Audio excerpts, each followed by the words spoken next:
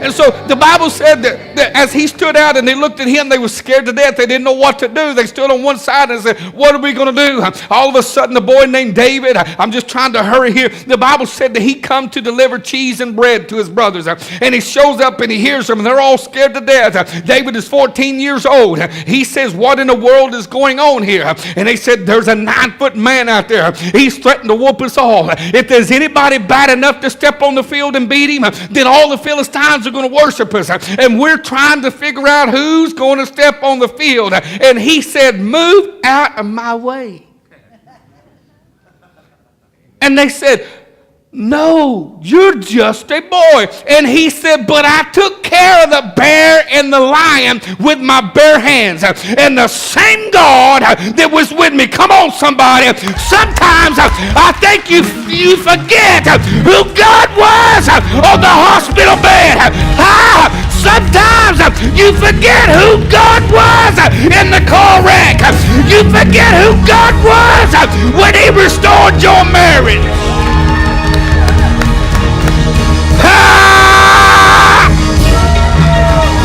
Yes!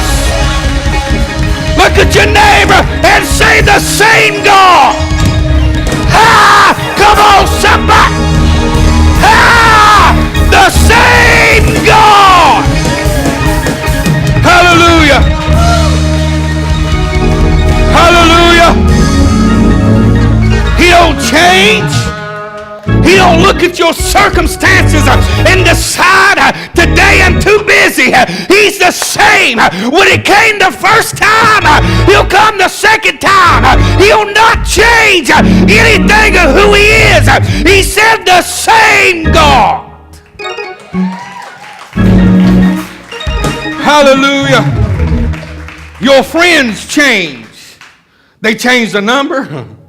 They change their address. They changed their email address. Oh, I'm sorry. I didn't give you that. I apologize for that. Where you been? I've been trying to call you. Oh, I changed numbers. Why didn't you tell me? I don't know. See, God doesn't do that. He's the same. He's always had the same number. He's always had the same personality. He's always looked at you as the apple of his eye. Even when you wallowed in sin, I ain't going to open my eyes and look at you. Even when you backslid and walked away, even when in your own heart you came to church, but it was full and corrupt to the world, and you looked like you was doing good, but your heart was falling away from God.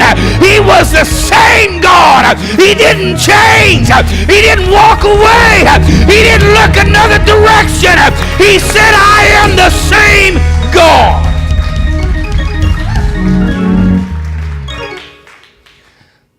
So David tries to rush to the field.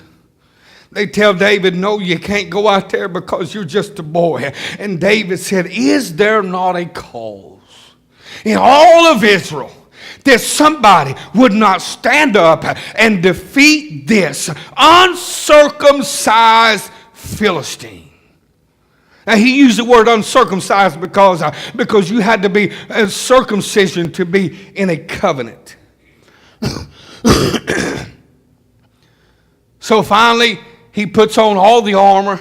He can't fit into it. The helmet's too big. Everything's too big. He's falling backwards. He's trying to hold the sword up. And they're saying, look, he's just a boy. And he said, hang on just a minute. He said, take this junk off and give me a slingshot and something to hold my stones in. Come on, somebody.